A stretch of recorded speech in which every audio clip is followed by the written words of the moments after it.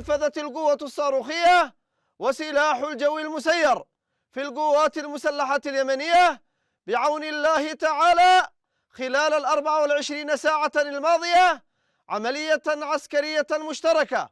استهدفت حاملة الطائرات الأمريكية USS هاري ترومان وعددا من القطع الحربية التابعة لها في منطقة شمالي البحر الأحمر بعدد من الصواريخ المجنحة والطائرات المسيرة. وقد استمرت عملية الاشتباك مع الحاملة والقطع التابعة لها 9 ساعات، ويعد هذا الاستهداف للحاملة هو الخامس منذ قدومها إلى البحر الأحمر، وقد حققت العملية أهدافها بنجاح بفضل الله.